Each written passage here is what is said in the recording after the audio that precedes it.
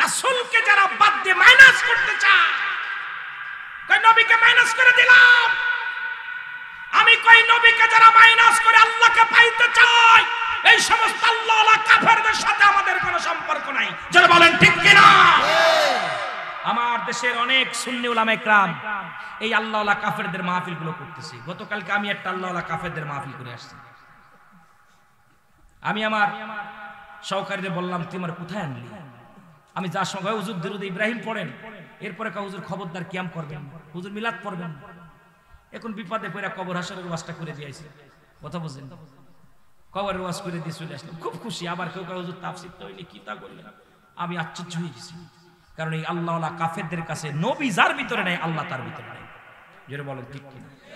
নবী যার ভিতরে নাই, তার ভিতরে আল্লাহ কখনো আসতে পারে না। এ মুসলমান কবির মানুষ,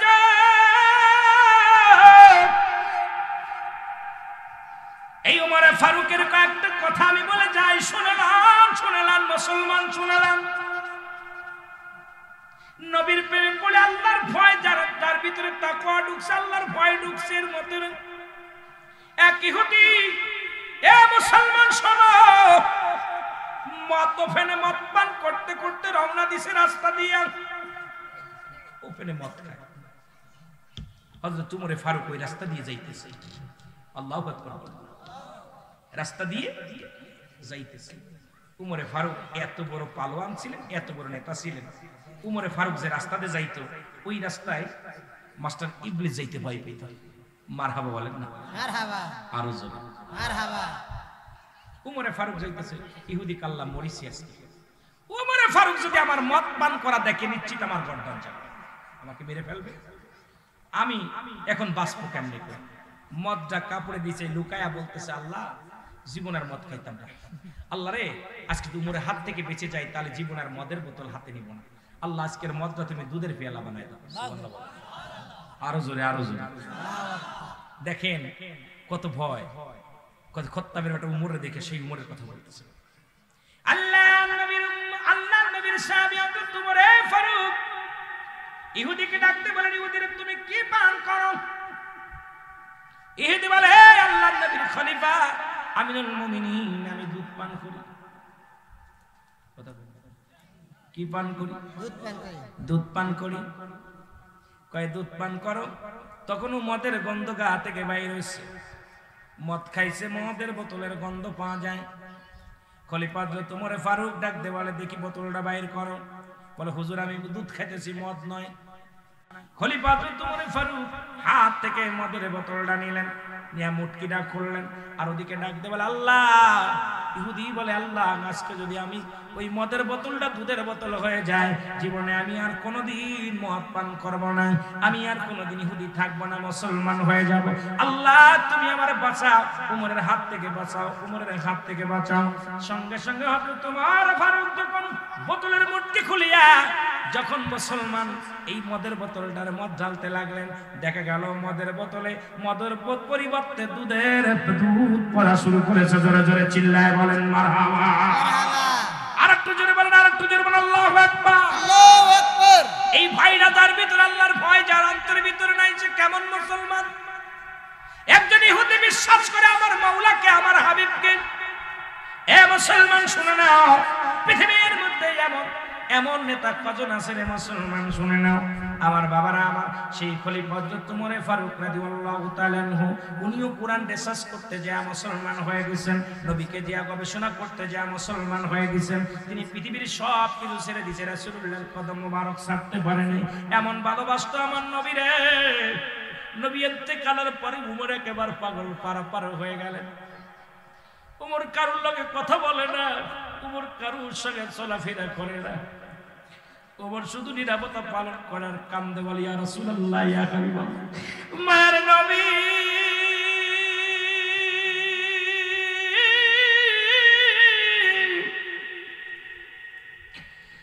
আমি খত্তাবের বেটা উমর, ইয়া রাসূলুল্লাহ, ইয়া হাবিবাল্লাহ, আপনাকে ছাড়া আমি কি নিয়ে বাঁচবো? আপনাকে ছাড়া আমি কি নিয়ে থাকবো?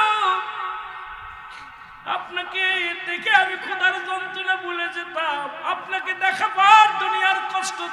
যেত, ইয়া রাসূলুল্লাহ ইয়া হাবিবাল্লাহ, আমি উমর আপনাকে ছাড়া থাকতে পারি না, কষ্ট পাই, আপনার বিরহ যন্ত্রণা আমি সহ্য করতে পারি না, ইয়া রাসূলুল্লাহ ইয়া হাবিবাল্লাহ। নবীকে হারায়া হযরত উমর বড় পেরেশানিত হয়ে গেলেন, পাগলের মতো হয়ে গেলেন, কান্দে, আর ইয়া রাসূলুল্লাহ ইয়া হাবিবাল্লাহ বলে চোখের পানি ছেড়ে কাঁদছে। খলিফা নির্বাচিত হলো, খলিফা নির্বাচিত হলো, সবাই মিলে হযরত আবু বকর সিদ্দিক রাদিয়াল্লাহু তাআলা আনহুকে ইসলামের প্রথম খলিফা বানায়া দিলেন। প্রথম অধিবেশনে হযরত ওমর ফারুক উনিও রাজ দরবারে প্রবেশ করলেন। খলিফা হযরত আবু বকর সিদ্দিক রাদিয়াল্লাহু তাআলা আনহু উনি রাজ দরবারে যাইয়া উনি যখন বসলেন, মুসলমান কুরসির মধ্যে বসলেন, বসার পর সবাই দেখে, সবাই খুশি হইলেন, সবার মুখে আনন্দের ছাপ, সবার মুখে দিয়া মিষ্টি হাসি, সবাই আনন্দ পাইলেন। কারণ যোগ্য ব্যক্তি চেয়ারখানা পেয়েছে। রাসূলুল্লাহ যে ময়দানে বসতেন, রাসূল যে বিচারগুলো করতেন, রাসূলের উত্তরসূরি নবীজির একমাত্র নবীজির শ্বশুর মুবারক, আমার নবীজির এক হলো শ্বশুর মুসলমান, দ্বিতীয় হলো প্রথম খলিফা নবীজির শ্বশুর, নবীজির বিবি আম্মা জান আয়েশা সিদ্দিকার আব্বা জান ছিলেন হযরত আবু বকর সিদ্দিক রাদিয়াল্লাহু তাআলা আনহু। যোগ্য ব্যক্তি চেয়ারের মধ্যে বসেছেন, যোগ্য ব্যক্তি খলিফা হয়েছেন, সবাই আনন্দিত। কিন্তু পাশে দাঁড়াইয়া হযরত ওমর ফারুক চোখের পানিগুলো দরদর করে ছেড়ে দিয়ে কাঁদতে লাগলো, হাউমাউ করে কান্দে। সবাই ওমরের কান্না দেখে ফিরে তাকাইলেন। উপস্থিত যত মুসলমান শ্রোতা ছিলেন, উপস্থিত রাজ দরবারে যত মেহমান ছিলেন, সবাই কান্নার আওয়াজ শুনতে পাইলেন। সবাই তাকায় দেখে ওমর কান্দে, ওমরের চোখে পানি। সবাই আবু বকর ডাকতে বলে, ভাই ওমর তুমি কেন কান্দো? তোমার তো আজকে কান্নার কথা না, সবাই তো আমার খলিফা বানায় দিছে, সবাই মিলে যেহেতু আমার রায় দিছে, এই চেয়ারের যোগ্য ব্যক্তি বানাইছে, আমি আসলে যোগ্য নয়। ভাই ওমর রে আয়, ও ভাই, মনে হয় আমি খলিফা হয়েছি, নেতা হয়েছি, তুমি মনে হয় মানতে পারো নাই, এই জন্য তোমার চোখে পানি, তুমি হাওমাও করে কান্দো।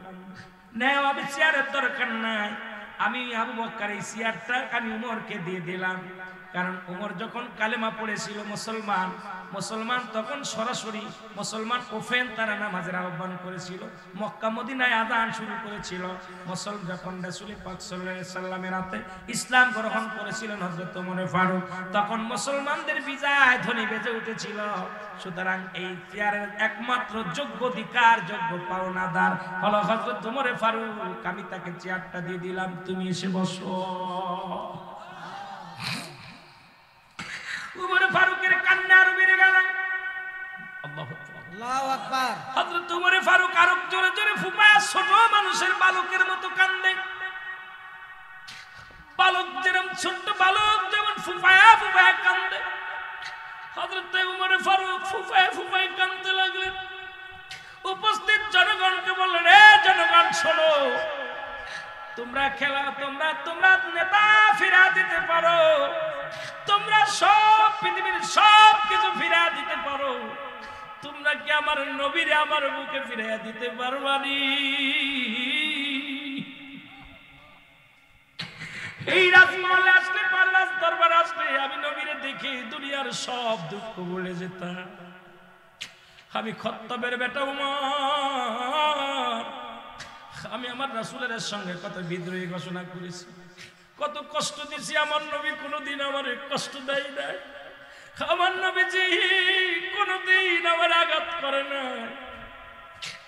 আমি যখন আমার রাসূলুল্লাহর চেহারা মোবারক দেখতাম, দুনিয়ার সব কষ্ট ভুলে যেতাম, আর সমস্ত দুঃখ ভুলে যেতাম।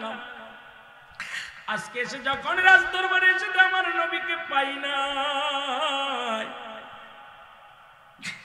আজকে যখন আমি এসে দেখি সব মানুষ দাঁড়ায় আছো, সব মানুষ বসে আছো, একটি নূরের মানুষ আমাদের মধ্যে নাই।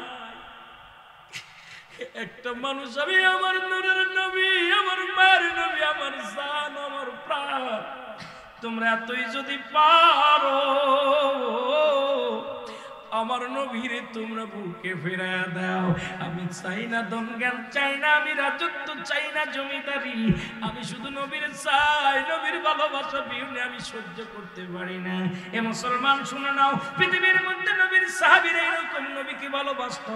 তারা ক্ষমতা লোভী ছিল না, টাকার লোভী ছিল না, সম্পদের লোভী ছিল না, তারা একমাত্র আমার রাসূলকে তারা জীবনের চাইতে ভালোবাসতো।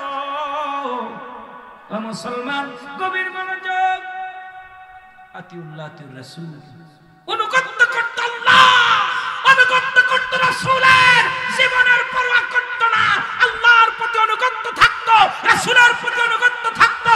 কিন্তু আমরা অনুগত করি অনেকে আল্লাহ, নবীর অনুগত করি না। কেমন মুসলমান জোরে জোরে চিল্লায় বলেন ঠিক কি না? আতিউল্লাহ আতিউর রাসূল। আমার আল্লাহর প্রতি যেমনি অনুগত ছিল সাহাবীদের, নবীর প্রতি অনুগত এরকম ছিল। আমরা নবীর অনুগত না থাইকা ফালাফালি করে নবীর নাম শুনলেই ওর কলিজার মধ্যে আগুন ধরে যায়। রাসূলুল্লাহর নাম শুনলে, নবীজির নাম শুনলে এই বেঈমান মুনাফিকদের কলিজার মধ্যে আগুন ধরে যায়। জোরে বলেন, আরো জোরে বলেন। ওই আমি কেমন করে, ওই আমি কেমন করে যাইব মাওলা নবীজির দেশে, আমি কেমন করে যাইব মাওলা নবীজির দেশে, যে দেশে মোর আসেন শুইয়া মোর নবীজি, যে বলেন যে দেশে মোর আসেন শুইয়া মোর নবীজি রে, বলেন তে মোর দেশেতে ঘুমায় আছেন মোর নবীজি, যে নবী রহমতের নবী, নবী পাপীদের নবী, নবী রহমতের নবী, নবী পাপীদের নবী, সদাই কাঁদিতেছে দয়াল নবী উম্মতির প্রেমে, সদাই কাঁদিতেছেন দয়াল নবী উম্মতের প্রেমে, আমি কেমন করে যাব মাওলা নবীজির দেশে, আমি কেমন করে যাব মাওলা নবীজির দেশে, বলেন কেমন করে যাব মাওলা নবীজির দেশে। ওরে যেই দেশে মোর আসেন ঘুমায় নূর নবীজি রে, হায় হায় যেই দেশে মোর আসে ঘুমায় নূর নবীজি রে, আমি কেমন করে যাব মাওলা নবীজির দেশে, বলেন কেমন করে যাব মাওলা নবী। ধন্য হলো আরব ভূমি, ধন্য মক্কা দেশ, ধন্য হলো আরব ভূমি, ধন্য মক্কা দেশ, ওরে ধন্য হলো মরুভূমি, ধন্য হলো মরুভূমি, সোনার মদিনা দেশ, ধন্য হলো মরুভূমি, সোনার মদিনা দেশ, যেই দেশে মোর ঘুমায় আছে মোর নবীজি, যে আঘাই যে দেশে মোর ঘুমায় আছেন মোর নবীজি রে, কেমন করে যাব মাওলা নবীজির দেশে, বলেন কেমন করে যাব মাওলা নবীজির দেশে, যে দেশে মোর ঘুমায় আছে মোর নবীজি, যে আঘাই যে দেশে মোর ঘুমায় আছে মোর নবীজি, যে বলো যে দেশে মোর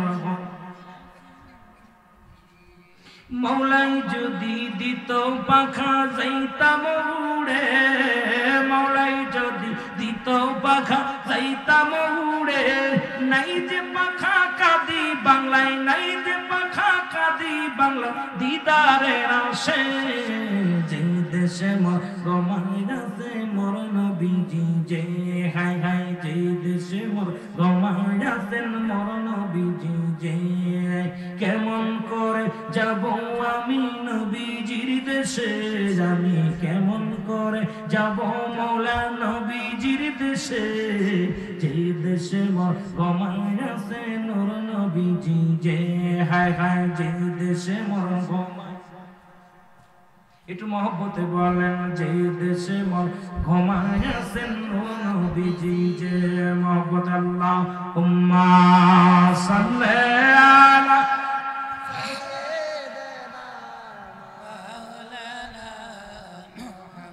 وعلى آل سيدنا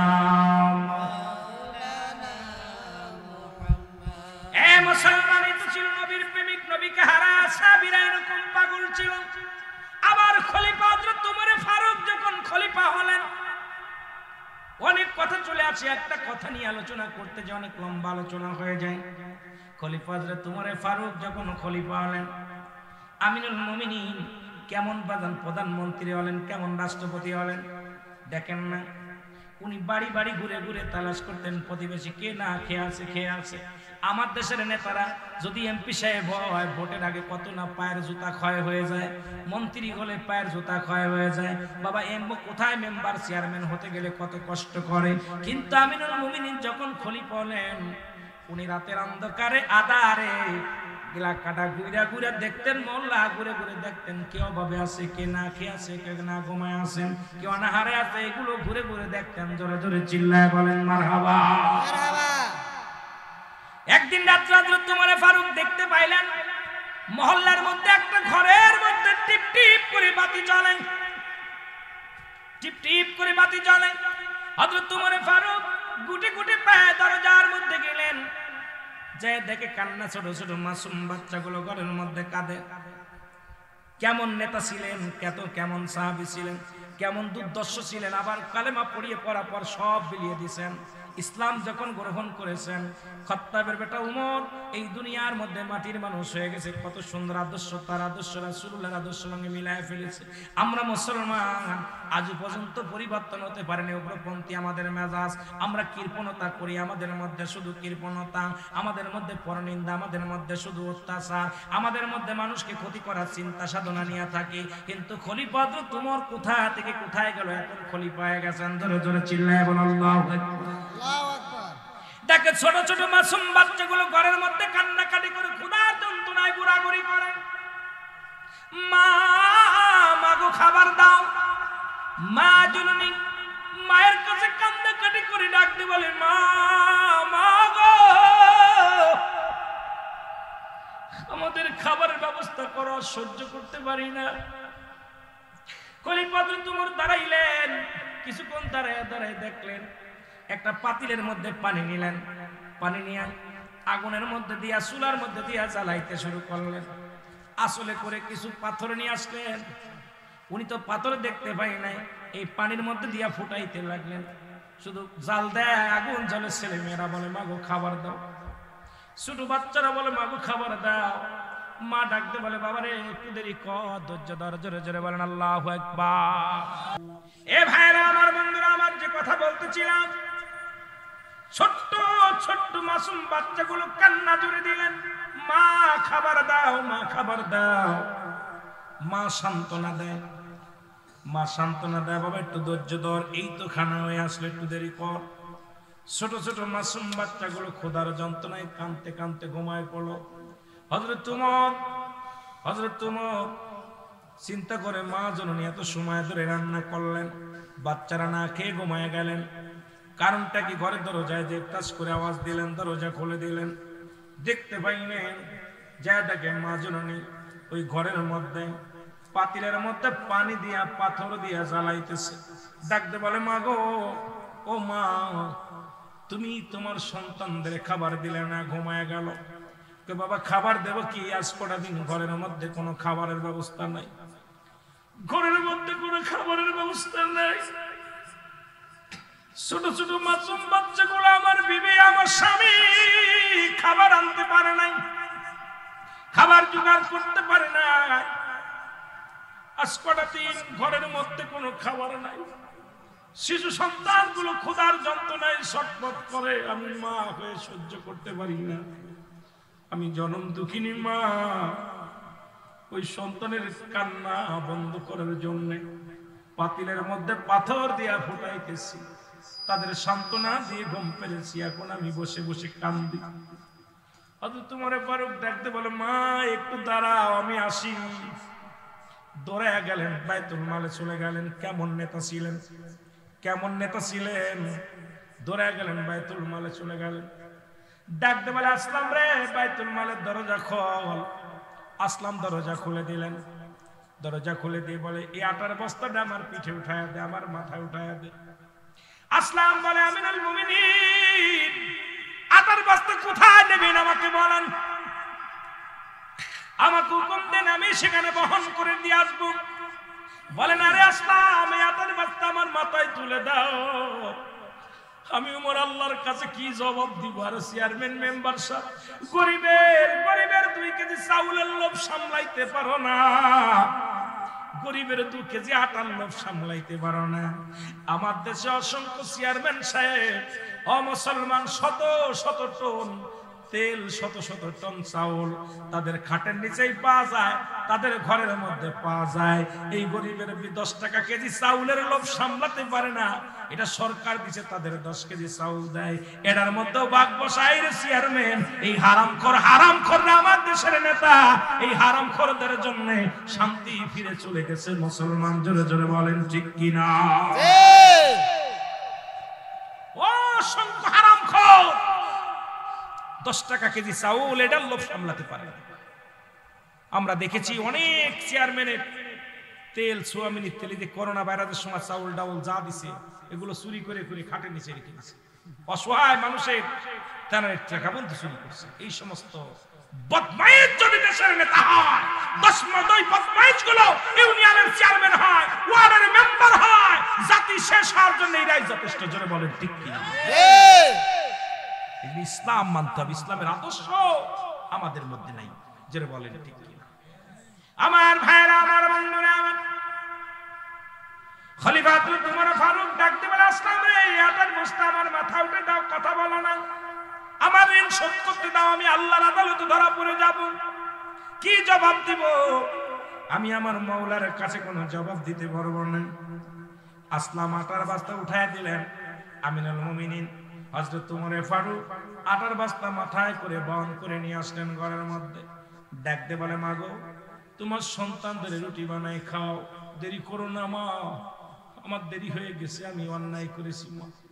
মাগো, এই লাওয়াটা রুটি বানায় তোমার সন্তানদের কলিজা ভরে খাওয়াও, পেটটি ভরে খাওয়াও, আর আগামী দিন তুমি উমরের দরবারে যাবা, আমি তোমাকে একটু বেশি দেওয়ার ব্যবস্থা করে দিব। ওই মহিলা দোয়া করে, আল্লাহ, এই দেশের প্রেসিডেন্ট যদি উমর না হয়ে এই লোকটা হতো ছদ্মবেশ। আর আমাদের নেতারা দেখছেন, এই যে রমজান মাসে দেখলাম কিছু ফেতরা দেশে দেখবেন ঠেলে ঠেলে ফেলে দিচ্ছে, আর এইরকম দেখাচ্ছে 3 বের ক্যামেরা ধরতেছে, একখান লুঙ্গি একখান শাড়ি দিতেছে, 4 বার ভিডিও করতেছে। জোরে বলে ঠিক কিনা? লোক দেখানো বাটপা। দেখা যায় যাকাতের শাড়ি নিতে যায়, ওই ফিতরা শাড়ি নিতে যায়, মানুষ ঠেলা খেয়ে ধাক্কা খেয়ে মারা যাচ্ছে। জোরে বলে ঠিক কিনা? এই নেতারা কিসের নেতা? সেলফি তুলতে তুলতে আর জায়গা নাই। কথা বুঝছেন? চাউল ধরে রাখতে 1 কেজি চাউল দিচ্ছে, 6 বার ভিডিও করতেছে। কথা কয় না? কথা কয় না? এই চোর বাটপার দেশটা ভরে গেছে। জোরে বলেন ঠিক কিনা? এই বাটপার গুলোর জন্য আমার দেশের গরিব অসহায় মানুষগুলো বিপদ জানিয়েছে। দেখা যায় সরকার সহযোগিতা করছে, দেখা যায় কয়েক টন চাল দিচ্ছে একটা ওয়ার্ডে, দেখা যায় 10 কেজি দিয়া সব পকেটের ভিতরে ভরে ফেলছে। জোরে বলেন ঠিক কিনা? ওনারা তো জানে, বড় নেতারা জানেন সব দেশে, আসলে কি তা দেয় অনেকেই না খেয়ে আছে। জোরে কোন ঠিক কিনা? জোরে বলেন ঠিক কিনা? আবার এই বছর দেখলাম আমাদের দেশের কিছু উলামা একরাম দেখলাম ওই মুড়ির টুপলা, খাজুরির টুপলা 2-1টা, তারাও সেলফি তুলে তুলে লাইন দিলে দাঁড়া দিচ্ছে। আমি আরে তোরাও শিখে গেছিস নেতা হওয়ার জন্য, তোদের সেলফির দরকার কে? মানুষকে দান করে মানুষকে কত কষ্ট দেয়, মানুষকে লাঞ্ছিত করা, অপমানিত করা, এক মুসলমান আর এক মুসলমানকে বেইজ্জতি করা, লাইনে দাঁড়া করে, কাতারে দাঁড়া করে, রোদের ভিতরে দাঁড়া করে 1-5 কেজি চাউল দিচ্ছে, তারপর ভিডিও করে দেখাইতেছে। কেন? আমার ইজ্জত, মুসলমানদের ইজ্জত নিয়ে খেলা করার অধিকার তোমার নাই। যেটা বলেন ঠিক কিনা? তুমি এত পারো গোপনে দাও, কিন্তু তুমি আমার এক ভাইকে আরেক ভাইকে বেইজ্জতি করবা, এক ভাইকে আরেক ভাই বেইজ্জতি করবা, সবচেয়ে লজ্জাজনক ব্যাপার। আমি এবার রমজান মাসে দেখে কয়েকটা জিনিস দেখে, আমার দেশের কয়েকটা নামি দামি বক্তা দেখলাম, ওরাও দেখলাম ওই কিছু দান খয়রাত করছে, ওইরা দেখাইতেছে সিরিয়াল দিয়ে, মহিলাদের হাতে টুকলা দিচ্ছে, কিছু মুড়ির টুকলা, কিছু খায়, 2টা খাজুর, এই 1 কেজি তেল, এই দিচ্ছি। তা আমি দেখে চিন্তা করলাম, আমি এবার ফোন দিচ্ছি একজনকে, কি ব্যাপার? কয়, দোস্ত বেশি করে দাও, তুমি কিছু দান করো। আমি কই, এইরকম কেমনে দান? আমরা যদি এগুলো করি অন্য মানুষ কি করবে? ওরা, ওদের বিরুদ্ধে আমরা কেমনে কথা বলবো? কারণ ওরাও তো শুরু করছে এরকম সেলফি। আহা, এই মুসলমান, আপনি এক ভাইয়ের আরেক ভাইয়ের ইজ্জত ঢেকে রাখেন। জোরে বলেন ঠিক কিনা? আর একটু জোরে বলেন ঢেকে রাখেন। এটা গল্প আমার মনে পড়ে গেল, সময় তো নাই ওয়াজ করবো। সময় রাত কয়টা বাজে? হাই হাই 11:30 বাজতে চলল, ছেড়ে দিব? কথা বলেন, ছেড়ে দিব? আমরা কথা বলতে সারাদিন গাড়ির মধ্যে জার্নি করে আসছি, তবে সুন্নি মাহফিলে আসলে কলিজার ভিতর ভরে যায়। আমার আর ওই চেয়ার পিছনের দিকে তাকানোর সময় থাকে না। আমার মরণ, আমার চিন্তা স্মরণ খালি একটাই থাকে, আমার ভাইদের কি দিলাম। ভাইদের কিছু দিতে না পারলে এত কষ্ট করে বক্তার তো অভাব নাই। এত দূর থেকে সেই মাগুরা থেকে আপনার প্রায় 600-700-500 কিলো দূর থেকে আমাকে নিয়ে আইছে তাকে দুটো কথা শোনার জন্য। পছন্দ করে আমার ভাই ইকবাল ভাই আপনাদের সহযোগিতায় সবাই দাওয়াত দিছে, এত কষ্ট করে আমাকে আনছে, আমি তো দুটো কথা না বলে ফাঁকি দিয়ে চলে যাই, আল্লাহর দরবারে কি জবাব দেবে, এই একটা চিন্তা ভিতরে থাকে বেশি। অনেক আমি গড়ি দেখে ওয়াজ করতে পারি না, বড় আরেক বিপদ। যদি কোনোদিন 2টা মাহফিল হয়, শেষেরটা দেখা যায় কাজে চলে যায়। শেষে কয় হুজুর কি করলেন, দেখবে আমি তো নিছিলাম না প্রোগ্রাম, বিপদে পড়ছি। কেন আমি জনগণের সামনে বসলে পারে, কেন জনগণের চেহারা দেখিলে পারে, কথা বললে না বললে চলে গেলে কষ্ট হয়। কিন্তু অনেকেই 4 দিন 3 দিন ব্যাপী মাহফিল কষ্ট হয়েছে, অনেকে চলে গেছে। বাবা রাত নিচে ভয় নেই, বসো, আপনার উঠাউঠি করলে আমি উঠে যাবো, ভয় নেই। কষ্ট হচ্ছে? মুসলমান বলেন আমিনুল মুমিনিন, উনি বললেন মাগো এটুকু লাও, এরপরে আগামীকাল তুমি উমরের দরবারে যাবা, আমি তোমাকে বলে একটু বেশি দিয়ে দিব। মহিলা দোয়া করে, আল্লাহ এমন নেতা যদি, উমরে ফারুক যদি নেতা না হইয়া এই লোকটা যদি নেতা হতো কতই না ভালো হতো।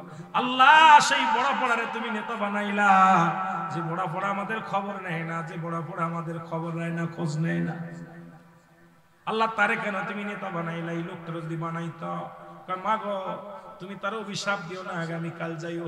জোরে বলেন না সুবহানাল্লাহ। সুবহানাল্লাহ। আমাদের মত নেতা এই জুতার বাড়ি আগে তুই, আমি তো সেই নেতা। জোরে কোন ঠিক কি না? কেমন নেতা কিন্তু তাকে গালি দেয়, মহিলা গালি দেয়, মিসকে হাসি দিয়ে বলে মা, কি বলে মা, ও মা আমার দেশে শাড়ি দিতে যায় দেখছি ধাক্কা মেরে দিছে এরকম কথা কই না, দেখছেন না? আমার দেশে এক মন্ত্রী দেখছি শাড়ি দিয়ে পিটাইতেছে এরকম। জোরে কোন ঠিক কি না? আমার দেশের এক মন্ত্রী আমি নিজে দেখছি শাড়ি দিতে যায় কইছে বাবা এই শাড়িটা বদলা, আরেকটা শাড়ি দাও, দিয়ে মুখি দিলে এরকম বাড়ছে। জোরে কোন ঠিক কি না? কিন্তু উমরে ফারুকরে বলে বাটপার, ওই বাটপারটা যদি নেতা না হয়ে আপনি হতেন কতই না ভালো হতো। উমর কয় মা গো তারে গালি দিও না, আগামীকাল যে আমি সেইতে বেশি চেয়ে দিব। জোরে কোন না সুবহানাল্লাহ। সুবহানাল্লাহ। কেমন নেতা? নেতা তো এরকম নেতা দরকার। জোরে বলেন এরকম নেতা দরকার আছে কি না? আরো জোরে বলেন এরকম নেতা দরকার আছে কি না? এবার পরের দিন সকালবেলা উমর ফারুক রাদিয়াল্লাহু তাআলা আনহুর মুসলমান রাজদরবারে চলে গেলেন। যা দেখে গতকাল রাত্রে যিনি আটার বস্তা মাথায় লয়ে যিনি বাড়ির ভিতর বহন করে নিয়ে দিয়েছে, ওই রাজদরবারে যা দেখে সেই লোকটাই বসে বসে মানুষের নালিশ, মহিলা চোখের পানি ছেড়ে কান্দার বলে আমিনুল মুমিনিন,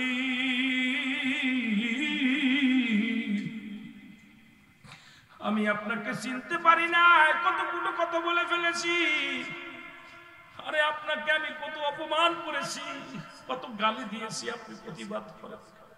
খলিফা উমর ফারুক চোখের পানি ছেড়ে বলে মা আপনি তো আমাকে গালি দিবেন, আমি আল্লাহর আদালতে কি জবাব দেব? দেরি হয়ে গেছে, আমি আপনার সময় মতো খবর নিতে পারি না, সময় মতো আপনার আমি ত্রাণ দিতে পারি নাই, খবর নিতে পারি না। আমার আল্লাহর আদালতে আমার আল্লাহ যদি ধরে আমি উমর কোন রকম জবাব দিতে পারবো না। গুম্মা আপনি ভুল করেন নাই, ভুল তো আমার ছিল, আমার আরো আগে যাওয়ার দরকার ছিল। জোরে জোরে চিল্লায় বলা যাবে না মারহাবা। 4 বন্ধু প্রতিজ্ঞা করলেন, 4 বন্ধু প্রতিজ্ঞা করলেন আজকে মুহাম্মদ যতই আমাদেরকে পাগল বানাক আমরা কোরআন শুনতে যাব না, মুহাম্মদ যতই সুন্দরভাবে তেলাওয়াত করুক না কেন আমরা শুনবো না, কাউকে শুনতে দিব না। 4 বন্ধু বাড়িতে যে ঘুমায় গেলেন, আবু জেহেল, আবু সুফিয়ান, উতবা, সাইবা। নবীজি রাত হয়ে গেল, কোরআন শুরু করছে, কোরআনুল কারীম নিয়ে বসে নবীজি কোরআন তেলাওয়াত করা শুরু করেছে। এমন সময় মুসলমান শুনে নেন, আবু জেহেল চিন্তা করে আজকে তো কেউ আসবে না, আমি মজা মেরে শুনবো। উতবা মনে করে কেউ আসবে না, আজকে আমি মজা মেরে শুনবো। সাইবা মনে করে আজকে কেউ আসবে না, আমি মজা মেরে শুনবো। মুসলমান এরকম করতে করতে 4 নেতায় হাজির হয়ে গেছে। আমার নবী ঘরের মধ্যে কোরআন তেলাওয়াত করে, 4 নেতা কোরআন শুনতে শুনতে দিন সকাল হয়ে গেছে, বেলা পূর্ব আকাশ উঠে গেছে, কিন্তু কোরআন এত মজা লাগছে ওঠে না। সবাই যখন শলক হয়ে গেছে, চারজনের চেহারা চারজন দেখে ফেলেছে। বলে তুমি কথা দিয়েছিলে তুমি শুনবা না, তুমি কেন আইছো? তুমি কথা দিয়েছিলে তুমি কেন আইছো? তুমি কথা দিয়েছিলে তুমি কেন আইছো? সবাই বলে আবু জাহেল তুমি তো আমাদের নেতা, তুমি তো কোরআন শুনবা না। নবীজিকে দেখার নিষেধ করেছিলেন, কোরআন শোনার কথা নিষেধ করেছিলেন, তুমি কেন আইছো বলো? তুমি কেন আইছো? বলে না রে, আমরা যদি কোরআনের এত পাগল হয়ে যাই তাহলে সাধারণ পাবলিক তো পাগল হয়ে যাবে। আজকে কোরআনের তাফসীর যদি উলামা একরাম মুফাসসিরগণ সুন্দরভাবে সুন্দর গবেষণা করে যদি সুন্দর কথাগুলো সঠিক কথাগুলো প্রচার করতে পারত, আজকে সারা বিশ্বের মানুষ কোরআনের জন্য পাগল হয়ে যেত। জোরে বলেন ঠিক কি না? আসলে তা বলবে না, কারণ আমার বিপক্ষে গেলে সেই আয়াত আর পাঠ করব না। যদি আমার বিপক্ষে যায় সেই আয়াতের ধারে আর আমি নাই। তাহলে বোঝা গেল আমি স্বার্থের জন্য কোরআন তেলাওয়াত করতেছি, কোরআন বুঝাইতেছি। বর্তমান জামানার মুফাসসির যারা কোরআন তেলাওয়াত করে ওলি আল্লাহদের নাম পায় না, ওর সম্মান তরিকা বোঝে না, তরিকার কথা জ্ঞান পায় না। কারণটা কি? আসলে ওই আয়াতের মধ্যে তারা যায় না। জোরে বলেন ঠিক কিনা? ওই আয়াতগুলোর মধ্যে তারা যায় না। বলতেছিলাম যে কথা, এ মুসলমান, এই কোরআন যখন তেলাওয়াত করে মানুষদেরকে পাগল করতেছিলেন, রাসূলের দ্বিতীয় খলিফা তখন তো হযরত ওমর ফারুক রাদিয়াল্লাহু তাআলা, তখনও হযরত বলা যাবে না, তখনও হযরত খাত্তাবের বেটা ওমর, উনি খোলা তরবারি নিয়ে রাসূলকে হত্যা করার জন্য রওনা হয়ে গেলেন। খোলা তরবারি নিয়ে রাসূলকে হত্যা করতে চলে গেলেন। পথের মধ্যে নাইম ডাক দে বলে, আব্দুল্লাহ বিন নাইম, নাইম ডাক দে বলে, শুনছনি ও ওমর তুমি কোথায় যাও? খাত্তাবের বেটা ওমর কোথায় যাও? কয় শুনেছি আব্দুল্লাহর বেটা মুহাম্মদ ওই থেকে কোরআন তেলাওয়াত করা শুরু করেছে। কোথা থেকে তারা আল্লাহর কালাম শোনায়, গোটা মক্কা মদিনার মানুষগুলো পাগল বানাইতেছে। তলে তলে সবাই গোপনে গোপনে মুসলমান হয়ে যায়। আমি যেতেছি আব্দুল্লাহর বেটা মুহাম্মাদের কল্লাটা শিরচ্ছেদ করার জন্য এই দুনিয়া থেকে তার চির বিদায় করে দিব। জোরে বলা যাবে না নাউজুবিল্লাহ? নাইম বলতেছে, আব্দুল্লাহ বিন নাইম বলতেছে, ওমর তুমি কি খবর জানো? কি খবর? খবরটা হলো তোমার ভগ্নিপতি আবু সাঈদ, নাম কি? আবু সাঈদ, হযরত আবু সাঈদ, তোমার বোন ফাতিমা গোপনে কোরআন তেলাওয়াত করে মুসলমান হয়ে গেছে। মারহাবা বলা যাবে না? মারহাবা আরো যাবে। তুমি কাকে হত্যা করতে যাচ্ছ? তোমার ঘরটা সামলাও আগে। তোমার আপন বোন, তোমার ভগ্নিপতি কালেমা পড়ে মুসলমান হয়ে গেছে, তারা কোরআনের পাগল হয়ে গেছে। হযরত ওমরের তখন হযরত আগেই তো বলতেছি, এই জন্য হযরত বলে অনেকে বলতে পারেন হুজুর তখনও তোমরা ঈমান আনে নাই, যেহেতু ইসলামের দ্বিতীয় খলিফা আমার নবীর প্রিয় সাহাবী, জান্নাতি সাহাবীদের মধ্যে দ্বিতীয় নাম্বার সাহাবী, নবী 10 জন সাহাবীকে জান্নাতের সংবাদ দিয়েছে দুনিয়ার মধ্যে জিন্দা থাকতে। এই জন্য বাবারে আমি সম্মানের সঙ্গে তার নামটা নিই। খলিফা হযরত ওমর ফারুক রাদিয়াল্লাহু তাআলা খোলা তরবারি নিয়ে চোখ দুটি বড় লাল হয়ে গেছে, তো শুরু করেছে বোন ভগ্নিকে মারার জন্য। আল্লাহ নবী যে কোরআন শিক্ষা দিয়েছে, সূরা তাহা, নাম কি? সূরার নাম কি? আরে অনেক আলোচনা, কিন্তু আমি ওদিকে গেলে অন্য আলোচনা শোনাইতে পারবো না, শুধু একটু বোঝানোর জন্য। সূরা তাহা তেলাওয়াত করতেছে হযরত ওমর ফারুকের বোন আর ভগ্নিপতি হযরত ওমর দাঁড়ায় গেলেন। কোরআনের কত দাম! কোরআনের বাণী শুনে হযরত ওমর দাঁড়ায় গেছে। ঘরের ভিতর থেকে আওয়াজ আসে, জোরে জোরে চিল্লায় বলেন মারহাবা, আর একটু জোরে বলেন মারহাবা। দাঁড়ায় আছে, দাঁড়ায় অনেকক্ষণ কোরআন শুনলেন।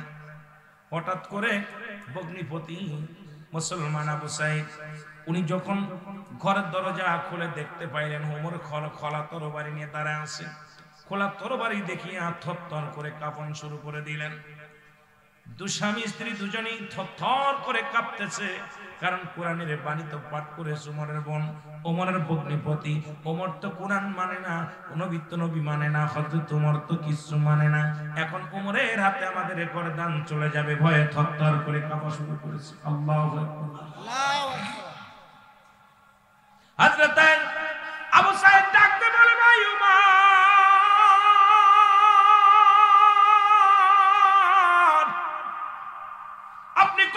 আছেন, এই দরজায় দাঁড়ায় আছেন। বলে আমি অনেকক্ষণ যাবত এসেছি, তোমরা ঘরের ভিতরে কি পাঠ করতেছিলা, কি পড়তেছিলা বলো আগে বলো।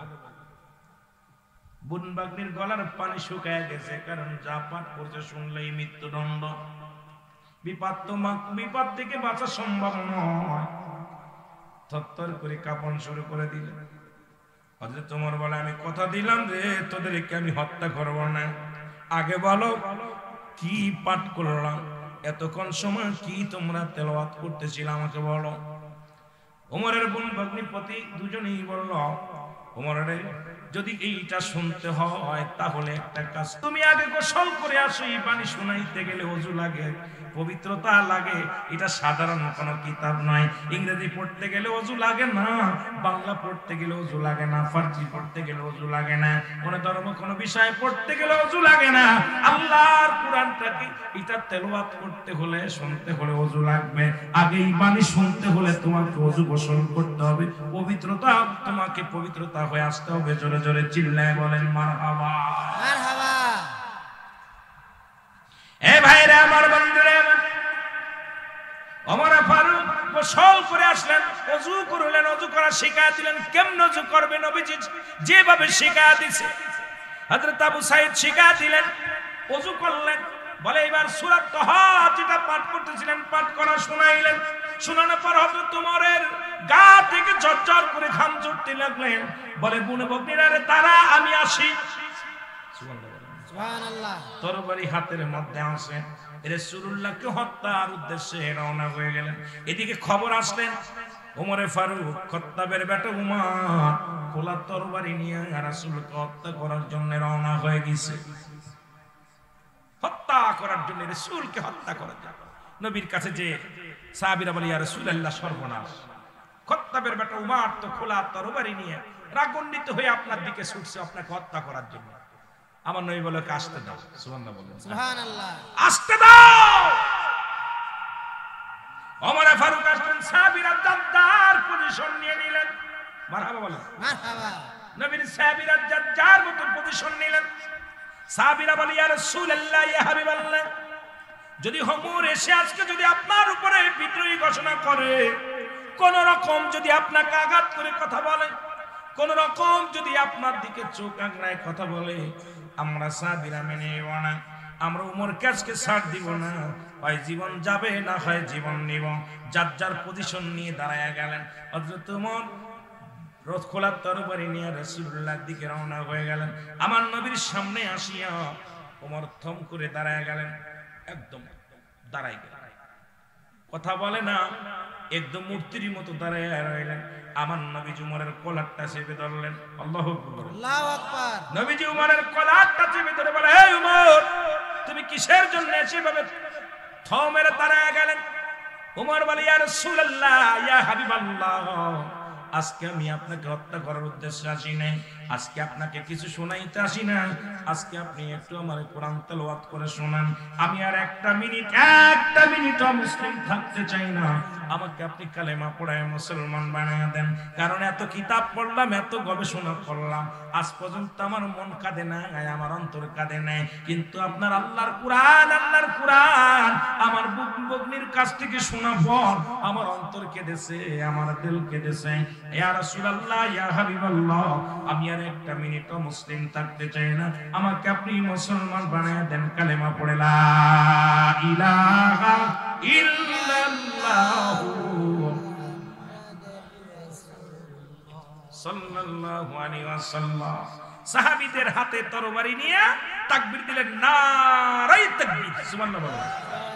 এখন আমাদের তাফসীর কারকরা কয় লিল্লাহি তাকবীর। ওদিন সাহাবীরা তাকবীর দিয়েছিল নারায়ে তাকবীর। নারায়ে তাকবীর শব্দের অর্থ হলো উচ্চ আওয়াজে তাকবীর দাও আল্লাহর জন্য। আর লিল্লাহি তাকবীর, আওয়াজ তাকবীর দাও আল্লাহর জন্য। দুইটা শব্দ, একটা শব্দ কিন্তু তাফসীর কারকরা বর্তমান ব্যবহার করে। কিন্তু আমরা সুন্নি যারা, আমরা সুন্নি তাফসীর কারক যারা আছি, সবাই বলি নারায়ে তাকবীর, আল্লাহু আকবার, সাথে বলি নারায়ে রিসালাত, ইয়া রাসূলুল্লাহ। যারা বলা যাবে না মারহাবা। নবী মোর পরশমণি, নবী মোর সোনার খনি, নবী নাম জপে যেজন সেই তো দুজাহানের ধনী। নবী মোর পরশমণি, আরো জোরে বলেন নবী মোর পরশমণি, নবী মোর সোনার খনি, নবী নাম জপে যেজন সেই তো দুজাহানের ধনী। ও নামে মধু মাখা, ও নামে জাদু রাখা, ও নামে মধু মাখা, ও নামে জাদু রাখা, ওই নামে মজনু হলো, ওই নামেতে মজনু হলো মৌলাই আমার কাদের গনি। নবী মোর পরশমণি, নবী মোর সোনার খনি, নবী নাম জপে যেজন সেই তো দুজাহানের ধনী। একটু জোরে বলেন না, নবী মোর পরশমণি, নবী মোর সোনার খনি, নবী নাম জপে যেজন সেই তো দুজাহানের ধনী। আহা, সেই তাকবীরটা সুন্নিরা দেয়, নারায়ে রিসালাত ইয়া রাসূলুল্লাহ। এই নবীর নামটা যখনই বলি শান্তি পায়, তৃপ্তি পায়। জোরে বলেন ঠিক কি? জি। আল্লাহর কসম, বাংলাদেশে ওই সমস্ত মুফাসসিররা, ওই সমস্ত মুফতিরা নারায়ে রিসালাত জবানি আনেন। আমি কি হাসান মিছা কইছি? জি। কথা বলেন, হাসান মিছা কইছি? জি। জীবনেও তারা নারায়ে তাকবীরটাই দেয় না, বলে নারায়ে দেওয়া যায়। আর নারায়ে শব্দের অর্থ হলো উচ্চ আওয়াজে, উচ্চ আওয়াজ আল্লাহর জন্য তাকবীর দাও।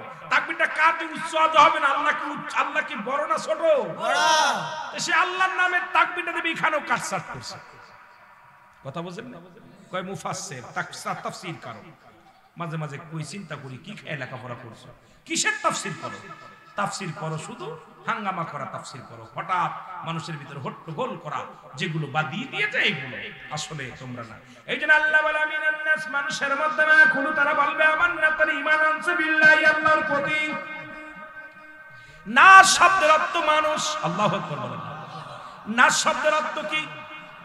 জোরে বলেন না। বেঈমানগুলো কিসের মধ্যে আছে? কিসের মধ্যে আছে? কথা কয় না। মানুষের মধ্যে। কিসের মধ্যে? এই মানুষগুলোর মধ্যে বেঈমান আছে, মুনাফিক আছে। কি আছে? মুনাফিক আছে, বেঈমান গুলো আছে। আল্লাহ বলে হাবিব রে, আমিনান নাস, মানুষের মধ্যে মায়াকুলু, তারা বলবে আমান্না, তারা ঈমান আনছে বিল্লাহি, আল্লাহর প্রতি, বিল আখিরাতের প্রতি বিশ্বাস স্থাপন করেছে। ওমা কুম বিমুমিনিন।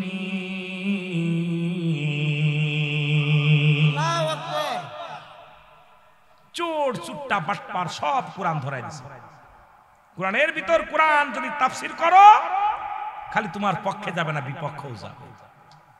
কোরআনটা সুন্দরভাবে তাফসীর করলে মজা। কোরআনের ভিতর যে কত মধু আছে, কত ভালোবাসা আছে, কত প্রেম আছে।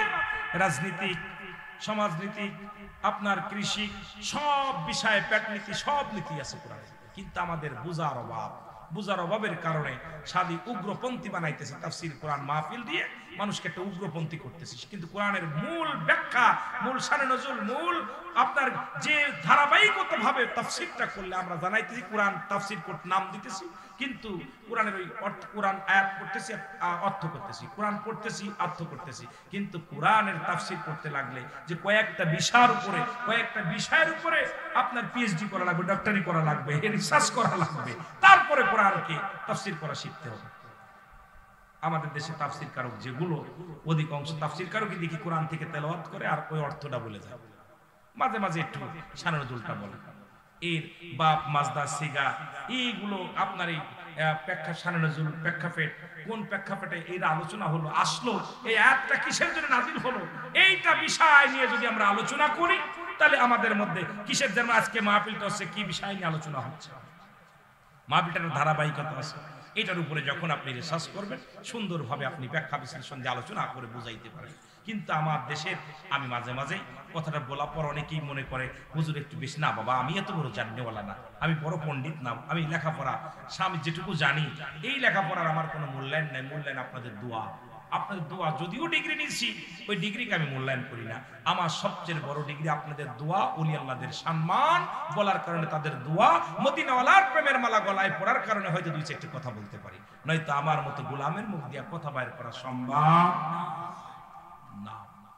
একটু জোরে বলেন না আল্লাহু আকবার। এই যে নবী মোর পরশমণি, নবী মোর সোনার খনি, যেই বলছি, এক মৌলবী বলছে নবী নাম নেওয়াই শিরক। আমাদের দেশে এক কুতুব মৌলবী, আমি আশ্চর্য হয়ে গেছি, আরে কানা মৌলবী কেমনে বললো যে নবী নামটা নেওয়ার শিরক? নাউজুবিল্লাহ বলবেন, বলেন দি নবীর নাম নির্জন এই কথাটা যদি মুফাসসির বলে, মুফতি সাহেব বলে, আপনারা কি করবেন? এখন ভাই বললো বা আমি বললাম, বলে চিন্তা করুন মৌলানা সাহেব কইতে পাইলো, ভাই কোথা দিয়ে পেলো? আমি যদি বলি উনি আমাদের ইকবাল ভাই, উনি কি রুহুল আমিন ভাই যেহেতু বলছে, তাহলে আমরা নাই চিন্তা করব, বললো কাট্টা মুনাফিক বলছি, তা আপনারা সাধারণ ইকবাল ভাইয়ের সামনে বলে গেল নবী নাম নিয়ে হয় শিরক, তো নিশ্চিত মনে হয় জায়েজই আছে, নাহলে তো ভাই বলতো কিছু কথা কইতেন না। ইমাম চোরে ধরছে, জোরে বলেন ঠিক কি না? একটু মহব্বতের সঙ্গে দুরূদ শরীফ পড়েন, আল্লাহুম্মা সাল্লি আলা সাইয়্যিদিনা মাওলানা মুহাম্মদ ওয়া আলি সাইয়্যিদিনা মাওলানা মুহাম্মদ। আর উমর নবীকে কত ভালোবাসতো শোনালেন, কথাগুলো বললে আপনারা বুঝতে পারবেন। এ মুসলমান, যখনই কালেমা পড়ে মুসলমান হলেন হযরত ওমর ফারুক, তাহলে তাকবীর বুঝলাম, সাহাবীরা সবাই মিলে তাকবীর দিয়েছিল, নারায়ে তাকবীর, আল্লাহু আকবার বলেন, আল্লাহু আকবার। সেই তাকবীরটার মধ্যে সূরি আবার নবীর উপরে স্বাগতম জানায় সাহাবীরা বলেছিলেন নারায়ে রিসালাত, ইয়া রাসূলুল্লাহ, কারণ আমার আল্লাহ যেখানে সেখানেই নবী। মুসলমান শুনলেন নবীকে কত ভালোবাসে আমার আল্লাহ, যেখানে আল্লাহ তার নাম রাখছে সেখানেই তার হাবিবের নামটা রাখছে মুহাম্মাদুর রাসূলুল্লাহ সাল্লাল্লাহু আলাইহি ওয়াসাল্লাম। জোরে জোরে বলেন মারহাবা, মারহাবা। এ ভাইরা আমার, বন্ধুরা আমার, এক ইহুদির সঙ্গে জমি সংক্রান্ত নিয়ে, জমি জমা বিষয় নিয়ে একটা রায় হলো। রাসূলের কদমের মধ্যে গেলেন এক ইহুদি এক মুসলমান, বুঝানোর জন্য কয়েকটা কথা বলি। জমি জমা নিয়ে দুজনের ভিতরে ফিতনা হলো, বেঁধে গেল, হট্টগোল বেঁধে গেল। ইহুদি বলেন কার কাছে যাব? মুসলিম বলেন কার কাছে যায়? আমাদের নেতার কাছে যাই। মুসলমান বলে না, মুসলমান বললেন না, যা লাগবে না, আমার নবীর কাছে যাওয়া লাগবে। ইহুদি মুসলিম বলেন চলো যাই, তোমার নেতা মুহাম্মাদের কাছে যাই। নবীর কাছে চলে গেলেন দুজন মিলে, একজন অমুসলিম একজন মুসলমান, দুজন চলে গেলেন রাসূলুল্লাহর কদমের মধ্যে। ভালো করে বুঝে নেবেন বাবা, দুজনই চলে গেলেন। আমার নবীজি দুজনের মুখের বাণী শুনলেন, কে কি বললো, দুজন দুপাশ থেকে কথা শুরু করে দিল। নবীজি দুজনের আলোচনা শুনে রায় দিয়ে দিলেন, ইহুদির পক্ষে রাসূলুল্লাহ রায় দিয়ে দিলেন। জোরে জোরে চিল্লায় বলেন মারহাবা। রায় গেল কার পক্ষে? ইহুদির পক্ষে। ইহুদির মুসলমান, ইসলাম কত সুন্দর, ইসলামের আদর্শ কেমন, ইসলামের নীতি কেমন, ইসলামের ধরন কেমন, ন্যায় বিচারের কাছে কার উন্মাদন দেখাশোনার সময় নেই। অমুসলিমের পক্ষে রায় চলে গেল, মুসলমান মেনে নিতে পারলেন না, যে যেহেতু আমি মুসলমান রায়টা আমার দিবে। যেরকম আমার দেশের মানুষ এমপি সাহেবের লোক হইলে এমপি সাহেব সারায় নিয়ে যায়, মন্ত্রীর লোক হলে মন্ত্রী সারায় নিয়ে যায়। এক এক দেশের নিজের ছেলের দোষটা ঢেকে রাখি, পরের দোষটার উপাদান আমরা ধরি। এইরকম মুসলমান, আমার নবীর কাছে এমন বিচার নয়, আমার নবীর কাছে রায় হলো ন্যায় পরনায়। নবী ছিলেন বাইয়ানা, উত্তম আখলাক, উত্তম চরিত্র, যা পৃথিবীর মধ্যে কোনো কারোর কাছে ছিলেন না। কোন নবীর এইরকম খাসলাত, এইরকম চরিত্র, আমার নবীর মতো চরিত্র পৃথিবীর মধ্যে কেউ ছিল না। আদর্শের মধ্যে নবীর সাথে কোনো তুলনা হয় না। সব দিক থেকে শ্রেষ্ঠ নবীর শ্রেষ্ঠ গুণ। আমার নবীর অতুলনীয়, আকাশ আসমান জমিনের নিচে উপরে কোথাও জমিনের মধ্যে এমন নবী আর খুঁজে পাওয়া যাবে না। জোরে বলেন ঠিক কি না? আমার নবীর মতো আর নবী পাবি না। জোরে বলেন ঠিক কি না? এই বিশ্ব জগৎ ঘুরে যার জুড়ি মেলে না, এই বিশ্ব ভুবন ঘুরে যার জুড়ি মেলে না, আমার নবীর মতো কোন নবী পাবি না। বলেন আমার নবীর মতো আর নবী পাবি না। জোরে বলেন ঠিক কিনা? ওমা আরসালনাকা ইল্লা রাহমাতাল লিল আলামিন। জোরে জোরে বলেন মারহাবা। এ দুনিয়ার মুসলমান,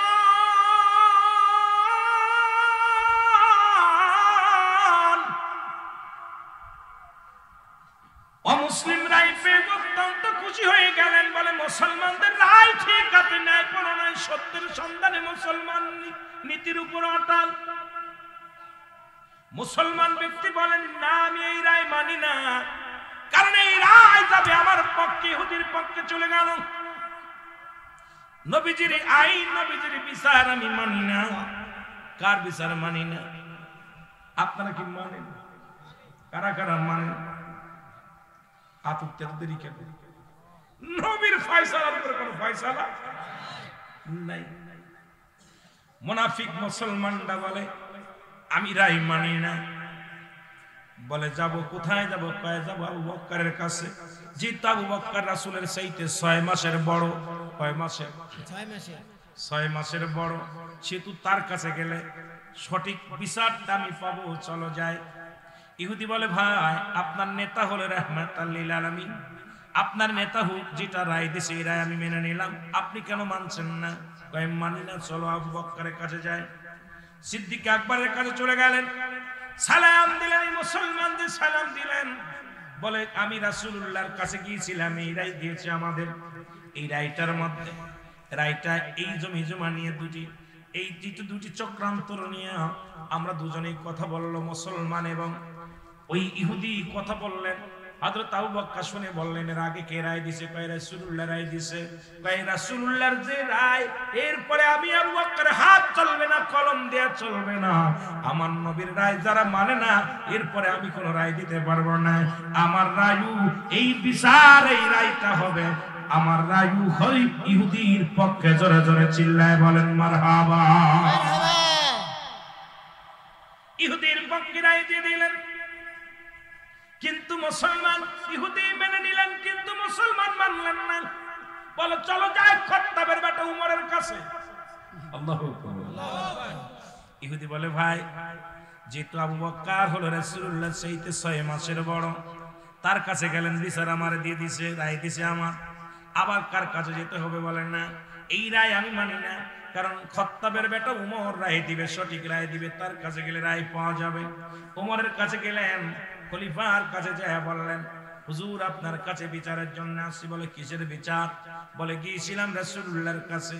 মুসলমান শুনেন, সব কথা শোনা পর বলেন এর আগে কার কাছে গিয়েছিলেন? বলে গিয়েছিলাম রাসূলুল্লাহর কাছে। তারপরে কার কাছে গিয়েছিলেন? কই গিয়েছিলাম আবু বকরের কাছে। বলে রায় কি হয়েছে? রায় ইহুদির পক্ষে গেছে, আমি মানতে পারি নাই, কারণ আমি মুসলমান, রায়টা আমার পক্ষে আসবে। ওমর বলে দাঁড়ান আমি একটু আসছি ভিতর থেকে। ভিতরে চলে গেলেন, যে খোলা তরবারি নিয়ে একবার বাইরে হয়ে আসি, এক ডাক দেখায় মুসলমান আমার সামনে আয়। একটা কবে এক কবে সঙ্গে সঙ্গে মুসলমান শুনে নেন, শুনে নেন, ওই মুসলমানের কাল্লাটা দ্বিখণ্ডিত করে ফেলছে। জোরে জোরে চিল্লায়া বলা যাবে না মারহাবা। এক কবে শিরশ্ছেদ। লোকজন মক্কা মদিনার বুকে হইচই লেগে গেল। উমর ফারুক মুসলমান হত্যা করেছে। কি হত্যা করেছে? জোরে বলেন না।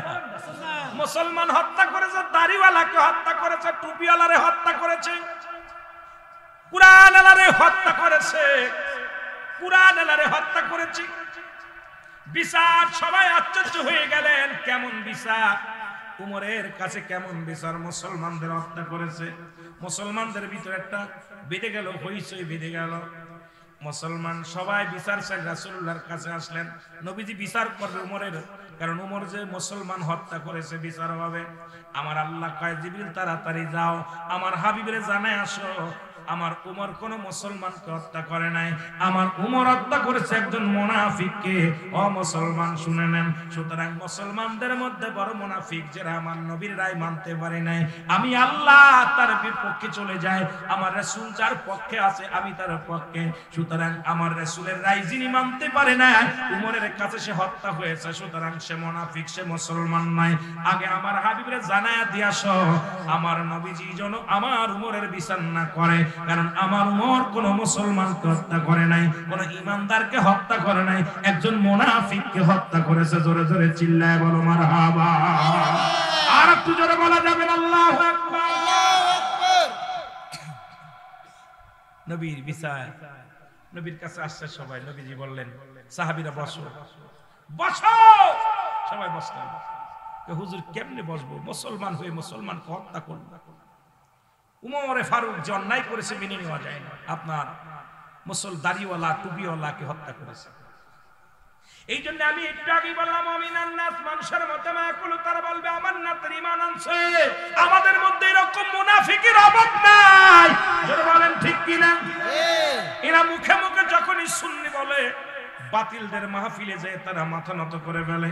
আমরাও মাঝে মাঝে ধরা পড়ে যাই, কারণ অনেক বাতিলদের মাহফিলে যা পর্দাবাদ দেয় সুন্নি বইলা, যা দেখি এত বড় কাট্টা ওয়াবির মধ্যে আসছে, যেখানে কোনো দুরূদ শরীফ পড়া যায় না, যেখানে রাসূলকে দাঁড়ায় সালাম দেওয়া যায় না, কিন্তু এত ঠিকানতে যদি চলে আসি বলবে মাওলানা পালায়া গেছে। গতকালকের একই অবস্থা হয়েছে রে মুসলমান, কারণ নবীর উপরে যতক্ষণ পর্যন্ত আমরা দুরূদ পড়তে পারি না, আমাদের কলিজার মধ্যে শান্তি লাগে না। নবীর সালাম দিতে না পারলে শান্তি লাগে না, কারণ সেখান থেকে পালাই আসলে পারে দুর্নাম, সেখান থেকে চলে আসলেও দুর্নাম। কিন্তু আমি আপনাদেরকেও বলি, আমার নিজেরও বলি, মাওলানা সাহেব টাকার কাছে বিক্রি হয়ে যায় না, অর্থের কাছে বিক্রি হয়ে যায় না। আমার রাসূলকে যারা বাদ দিয়ে আল্লাহকে পাইতে চায়, এরা হলো এই জামানার আল্লাহ ওয়ালা কাফের। আল্লাহ ওয়ালা কাফের, আল্লাহ ওয়ালা কাফেরদের কাছে যা নবীরে পাইবি না, আল্লাহরও পাবি না, জাহান্নাম ছাড়া কোনো গতি থাকবে না। আমি আমার ফতোয়ায় রুহুল আমিন সিদ্দিকের ফতোয়া হলো, যারা নবীকে বাদ দিয়ে আল্লাহকে পাইতে চায়, এই জামানায় তারা আল্লাহ ওয়ালা কাফের। আল্লাহ ওয়ালা কাফের, আল্লাহ ওয়ালা কাফের। রাসূলকে যারা বাদ দিয়ে মাইনাস করতে চায়, কই নবীকে মাইনাস করে দিলাম। আমি কই নবীকে যারা মাইনাস করে আল্লাহকে পাইতে চায়, এই সমস্ত আল্লাহ ওয়ালা কাফেরদের সাথে আমাদের কোনো সম্পর্ক নাই। যারা বলেন ঠিক কিনা। আমার দেশের অনেক সুন্নি উলামা ইকরাম এই আল্লাহ ওয়ালা কাফেরদের মাহফিল গুলো করতেছে। গতকালকে আমি একটা আল্লাহ ওয়ালা কাফেরদের মাহফিল করে আসছি। আমি আমার সহকারীদের বললাম, তুই আমার কোথায় আনলি? আমি যার সঙ্গে হুজুর দুরূদ ইব্রাহিম পড়েন, এরপরে কা হুজুর খবরদার কিয়াম করবেন, হুজুর মিলাদ পড়বেন। এখন বিপদে পড়ে কবর হাসরের ওয়াজটা করে দিয়েছে। কথা বুঝেন, কবরের ওয়াজ করে দিয়ে চলে আসলাম, খুব খুশি। আবার কেউ কেউ হুজুর তাফসীর তো হইনি, কি তা করলেন? আমি আশ্চর্য হয়ে গেছি, কারণ এই আল্লাহ ওয়ালা কাফেরদের কাছে নবী যার ভিতরে নাই, আল্লাহ তার ভিতরে নাই। যেটা বলো ঠিক কিনা। নবী যার ভিতরে নাই, তার ভিতরে আল্লাহ কখনো আসতে পারে না। এ মুসলমান কবির মানুষ,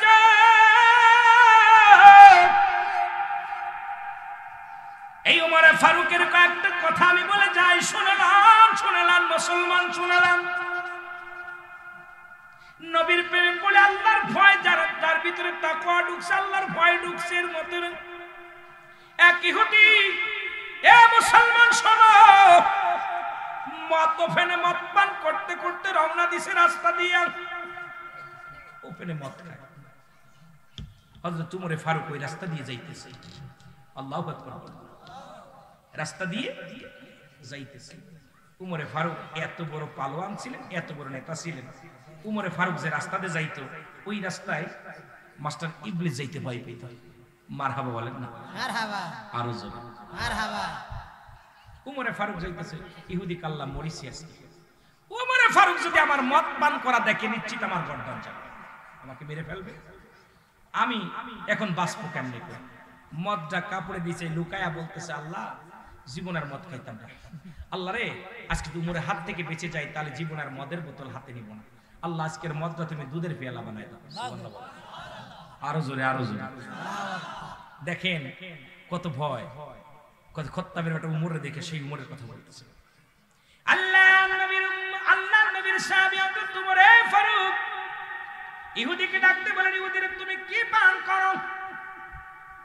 ইহুদি বলে, হে আল্লাহর নবীর খলিফা আমিনুল মুমিনিন, আমি দুধ পান করি। কি পান করি? দুধ পান করি। কয় দুধ পান করো। তখনও মদের গন্ধ গা থেকে বাইর হইছে। মদ খাইছে, মদের বোতলের গন্ধ পাওয়া যায়। খলিফা হযরত উমরে ফারুক ডাক দে বলে, দেখি বোতলটা বাইর করো। বলে, হুজুর আমি দুধ খাইতেছি, মদ নয়। খলিফা হযরত উমরে ফারুক হাত থেকে মদের বোতলটা নিলেন, নিয়ে মুটকিটা খুললেন, আর ওদিকে ডাক দে বলে, আল্লাহ ইহুদি বলে আল্লাহ আজকে যদি আমি ওই মদের বোতলটা দুধের বোতল হয়ে যায়, জীবনে আমি আর কোনোদিন মদ পান করব না, আমি আর কোনোদিন ইহুদি থাকবো না, মুসলমান হয়ে যাব।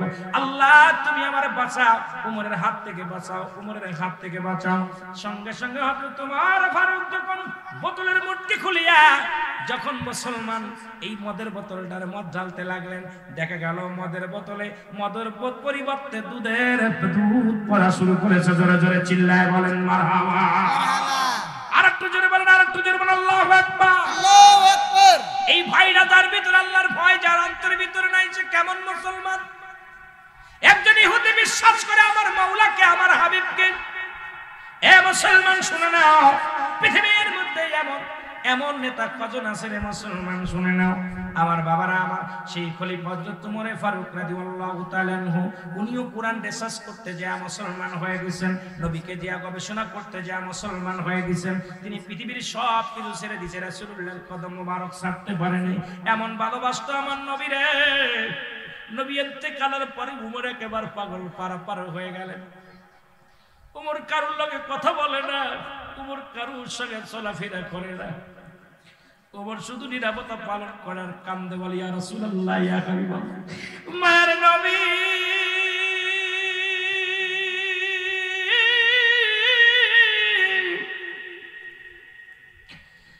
আমি খত্তাবের বেটা উমর, ইয়া রাসূলুল্লাহ, ইয়া হাবিবাল্লাহ, আপনাকে ছাড়া আমি কি নিয়ে বাঁচবো, আপনাকে ছাড়া আমি কি নিয়ে থাকবো, আপনাকে দেখে আমি খোদার যন্ত্রণা ভুলে যেতাম, আপনাকে দেখা পর দুনিয়ার কষ্ট দূর হয়ে যেত। ইয়া রাসূলুল্লাহ, ইয়া হাবিবাল্লাহ, আমি ওমর আপনাকে ছাড়া থাকতে পারি না, কষ্ট পাই, আপনার বিরহ যন্ত্রণা আমি সহ্য করতে পারি না। ইয়া রাসূলুল্লাহ, ইয়া হাবিবাল্লাহ, নবীকে হারায়া হযরত ওমর বড় পেরেশানিত হয়ে গেলেন, পাগলের মতো হয়ে গেলেন, কান্দে আর ইয়া রাসূলুল্লাহ, ইয়া হাবিবাল্লাহ বলে চোখের পানি ছেড়ে কাঁদছে। খলিফা নির্বাচিত হলো, খলিফা নির্বাচিত হলো, সবাই মিলে হযরত আবু বকর সিদ্দিক রাদিয়াল্লাহু তাআলা আনহুকে ইসলামের প্রথম খলিফা বানায়া দিলেন। প্রথম অধিবেশনে হযরত ওমর ফারুক উনিও রাজ দরবারে প্রবেশ করলেন। খলিফা হযরত আবু বকর সিদ্দিক রাদিয়াল্লাহু তাআলা আনহু উনি রাজ দরবারে যাইয়া উনি যখন বসলেন, মুসলমান কুরসির মধ্যে বসলেন, বসার পর সবাই দেখে, সবাই খুশি হইলেন, সবার মুখে আনন্দের ছাপ, সবার মুখে দিয়া মিষ্টি হাসি, সবাই আনন্দ পাইলেন। কারণ যোগ্য ব্যক্তি চেয়ারখানা পেয়েছে। রাসূলুল্লাহ যে ময়দানে বসতেন, রাসূল যে বিচারগুলো করতেন, রাসূলের উত্তরসূরি নবীজির একমাত্র নবীজির শ্বশুর মুবারক, আমার নবীজির এক হলো শ্বশুর মুসলমান, দ্বিতীয় হলো প্রথম খলিফা নবীজির শ্বশুর, নবীজির বিবি আম্মা জান আয়েশা সিদ্দিকার আব্বা জান ছিলেন হযরত আবু বকর সিদ্দিক রাদিয়াল্লাহু তাআলা আনহু। যোগ্য ব্যক্তি চেয়ারের মধ্যে বসেছেন, যোগ্য ব্যক্তি খলিফা হয়েছেন, সবাই আনন্দিত, সবাই আনন্দিত। কিন্তু পাশে দাঁড়াইয়া হযরত ওমর ফারুক চোখের পানিগুলো দরদর করে ছেড়ে দিয়ে কাঁদতে লাগলো, হাউমাউ করে কান্দে। সবাই ওমরের কান্না দেখে ফিরে তাকাইলেন। উপস্থিত যত মুসলমান শ্রোতা ছিলেন, উপস্থিত রাজ দরবারে যত মেহমান ছিলেন, সবাই কান্নার আওয়াজ শুনতে পাইলেন। সবাই তাকায় দেখে ওমর কান্দে, ওমরের চোখে পানি। সবাই আবু বকর ডাকতে বলে, ভাই ওমর তুমি কেন কান্দো? তোমার তো আজকে কান্নার কথা না, সবাই তো আমার খলিফা বানায় দিছে, সবাই মিলে যেহেতু আমার রায় দিছে, এই চেয়ারের যোগ্য ব্যক্তি বানাইছে, আমি আসলে যোগ্য নয়। ভাই ওমর রে আয়, ও ভাই, মনে হয় আমি খলিফা হয়েছি, নেতা হয়েছি, তুমি মনে হয় মানতে পারো নাই, এই জন্য তোমার চোখে পানি, তুমি হাওমাও করে কান্দো। নেও, আমি চেয়ারের দরকার নাই, আমি আবু বকর এই চেয়ারটা আমি ওমরকে দিয়ে দিলাম। কারণ ওমর যখন কালেমা পড়েছিল মুসলমান, মুসলমান তখন সরাসরি মুসলমান ওপেন তারা নামাজের আহ্বান করেছিল। মক্কা মদিনায় আযান শুরু করেছিল। মুসলমান যখন রাসূল পাক সাল্লাল্লাহু আলাইহি সাল্লামের হাতে ইসলাম গ্রহণ করেছিলেন হযরত ওমর ফারুক, তখন মুসলমানদের বিজয় ধ্বনি বেজে উঠেছিল। সুতরাং এই চেয়ারের একমাত্র যোগ্য অধিকার, যোগ্য পাওনাদার হলো হযরত ওমর ফারুক। আমি তাকে চেয়ারটা দিয়ে দিলাম, তুমি এসে বসো। ওমর ফারুকের কান্না আরো বেড়ে গেল। আল্লাহু আকবার। হযরত ওমর ফারুক আরো জোরে জোরে ফুপায়, ছোট মানুষের বালকের মতো কান্দে। বালক যেরকম, ছোট বালক যেমন ফুপায় ফুপায় কান্দে, হযরত ওমর ফারুক ফুপায় ফুপায় কান্দতে লাগলেন। উপস্থিত জনগণকে বললেন, এ জনগণ শোনো, তোমরা খেলা, তোমরা নেতা ফিরা দিতে পারো, তোমরা সব পৃথিবীর সব কিছু ফিরা দিতে পারো, তোমরা কি আমার নবীরে আমার বুকে ফিরাইয়া দিতে পারবানি? এই রাজমহলে আসলে, পাল্লাস দরবার আসলে আমি নবীরে দেখে দুনিয়ার সব দুঃখ ভুলে যেতাম। আমি খত্তাবের বেটা উমর, আমি আমার রাসূলের সঙ্গে কত বিদ্রোহী ঘোষণা করেছি, কত কষ্ট দিয়েছি। আমার নবী কোনোদিন আমার কষ্ট দেয় নাই। আমার নবীজি কোনোদিন আমার আঘাত করে না। আমি যখন আমার রাসূলুল্লাহর চেহারা মোবারক দেখতাম, দুনিয়ার সব কষ্ট ভুলে যেতাম, আর সমস্ত দুঃখ ভুলে যেতাম। আজকে এসে যখন রাজ দরবারে এসে আমার নবীকে পাই না, আজকে যখন আমি এসে দেখি সব মানুষ দাঁড়ায় আছো, সব মানুষ বসে আছো, একটি নূরের মানুষ আমাদের মধ্যে নাই। একটা মানুষ, আমি আমার নূরের নবী, আমার মায়ের নবী, আমার জান, আমার প্রাণ, তোমরা এতই যদি পারো আমার নবীরে তোমরা বুকে ফিরায়া দাও। আমি চাই না ধন জ্ঞান, চাই না আমি রাজত্ব, চাই না জমিদারি, আমি শুধু নবীর চাই, নবীর ভালোবাসা বিহুনে আমি সহ্য করতে পারি না। এ মুসলমান শুনে নাও, পৃথিবীর মধ্যে নবীর সাহাবীরা এরকম নবীকে ভালোবাসত। তারা ক্ষমতা লোভী ছিল না, টাকার লোভী ছিল না, সম্পদের লোভী ছিল না, তারা একমাত্র আমার রাসূলকে তারা জীবনের চাইতে ভালোবাসত। ও মুসলমান, গভীর মনোযোগ, আতিউল্লাহ আতিউর রাসূল, অনুগত করত আল্লাহ, অনুগত করত রাসূলের, জীবনের পরোয়া করত না। আল্লাহর প্রতি অনুগত থাকতো, রাসূলের প্রতি অনুগত থাকতো। কিন্তু আমরা অনুগত করি অনেকেই আল্লাহ, নবীর অনুগত করি না। কেমন মুসলমান জনগণ চিল্লায় বলেন ঠিক কিনা? আতিউল্লাহ আতিউর রাসূল। আমার আল্লাহর প্রতি যেমনি অনুগত ছিল সাহাবীদের, নবীর প্রতি অনুগত এরকম ছিল। আমরা নবীর অনুগত না থাইকা ফালাফালি করে নবীর নাম শুনলেই ওর কলিজার মধ্যে আগুন ধরে যায়। রাসূলুল্লাহর নাম শুনলে, নবীজির নাম শুনলে এই বেঈমান মুনাফিকদের কলিজার মধ্যে আগুন ধরে যায়। জোরে বলেন, আরো জোরে বলেন। ওই আমি কেমন করে, ওই আমি কেমন করে যাইব মাওলা নবীজির দেশে, আমি কেমন করে যাইব মাওলা নবীজির দেশে, যে দেশে মোর আসেন শুইয়া মোর নবীজি, যে বলেন যে দেশে মোর আসেন শুইয়া মোর নবীজি রে, বলেন তে মোর দেশেতে ঘুমায় আসেন মোর নবীজি, যে নবী রহমতের নবী, নবী পাপীদের নবী, নবী রহমতের নবী, নবী পাপীদের নবী, সদাই কাঁদিতেছে দয়াল নবী উম্মতির প্রেমে, সদাই কাঁদিতেছেন দয়াল নবী উম্মতের প্রেমে, আমি কেমন করে যাব মাওলা নবীজির দেশে, আমি কেমন করে যাব মাওলা নবীজির দেশে, বলেন কেমন করে যাব মাওলা নবীজির দেশে। ওরে যেই দেশে মরেছেন গোমায় নূর নবীজি রে, হায় হায় যেই দেশে মরেছে গোমায় নূর নবীজি রে, আমি কেমন করে যাব মৌলা নবীজির দেশে, বলেন কেমন করে যাব মৌলা নবী। ধন্য হলো আরব ভূমি, ধন্য মক্কা দেশ, ধন্য হলো আরব ভূমি, ধন্য মক্কা দেশ। ওরে ধন্য হলো মরভূমি, ধন্য হলো মরভূমি, সোনার মদিনা দেশ। ধন্য হলো মরভূমি, সোনার মদিনা দেশ। যেই দেশে মোর ঘুমায় আছে মোর নবীজি, যে আঘায় যে দেশে মোর ঘুমায় আছেন মোর নবীজি রে।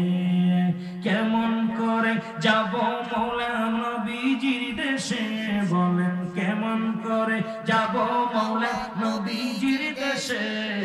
যে দেশে মোর ঘুমায় আছে মোর নবীজি, যে আঘায় যে দেশে মোর ঘুমায় আছে মোর নবীজি, যে বলো যে দেশে মোর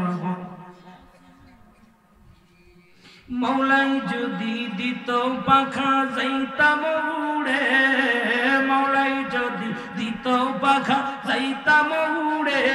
নাই যে পাখা কাঁদি বাংলায়, নাই যে পাখা কাঁদি বাংলা দিদারের আসে।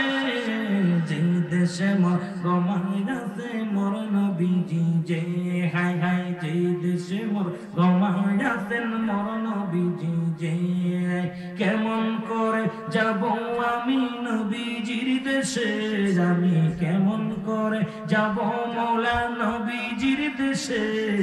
যে দেশে মোর ঘুমায় আছে নূর নবীজি, যে হায় হায় যে দেশে মোর ঘুমায়। একটু মহব্বতে বলেন যে দেশে মোর ঘুমায় আছেন নূর নবীজি, যে মহব্বত। আল্লাহুম্মা সাল্লি আলা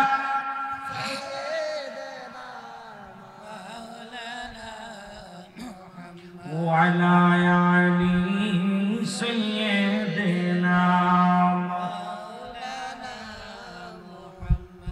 এ মুসলমানই তো ছিল নবীর প্রেমিক, নবীকে হারা সাহাবীরা এরকম পাগল ছিল। আবার খলিফা হযরত ওমর ফারুক যখন খলিফা হলেন, অনেক কথা চলে আসে, একটা কথা নিয়ে আলোচনা করতে যে অনেক লম্বা আলোচনা হয়ে যায়। খলিফা হযরত ওমর ফারুক যখন খলিফা হলেন, আমিনুল মুমিনিন কেমন প্রধানমন্ত্রী হলেন, কেমন রাষ্ট্রপতি হলেন দেখেন না। উনি বাড়ি বাড়ি ঘুরে ঘুরে তালাশ করতেন প্রতিবেশী কে না খেয়ে আছে। আমার দেশের নেতারা যদি এমপি সাহেব হয়, ভোটের আগে কত না পায়ের জুতা ক্ষয় হয়ে যায়, মন্ত্রী হলে পায়ের জুতা ক্ষয় হয়ে যায়। বাবা কোথায় মেম্বার চেয়ারম্যান হতে গেলে কত কষ্ট করে।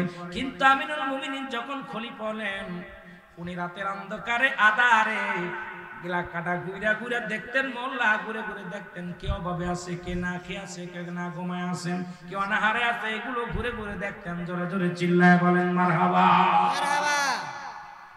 একদিন রাত্রে হযরত ওমর ফারুক দেখতে পাইলেন মহল্লার মধ্যে একটা ঘরের মধ্যে টিপ টিপ করে বাতি জ্বলে, টিপ টিপ করে বাতি জ্বলে। হযরত ওমর ফারুক গুটি গুটি পায়ে দরজার মধ্যে গেলেন, যে দেখে কান্না, ছোট ছোট মাসুম বাচ্চাগুলো ঘরের মধ্যে কাঁদে। কেমন নেতা ছিলেন, কেমন সাহাবী ছিলেন, কেমন দুর্দর্শ ছিলেন। আবার কালেমা পড়িয়ে পড়ার পর সব বিলিয়ে দিয়েছেন। ইসলাম যখন গ্রহণ করেছেন, খাত্তাবের বেটা উমর এই দুনিয়ার মধ্যে মাটির মানুষ হয়ে গেছে। কত সুন্দর আদর্শ, তার আদর্শ রাসূলুল্লাহর আদর্শের সঙ্গে মিলায় ফেলেছে।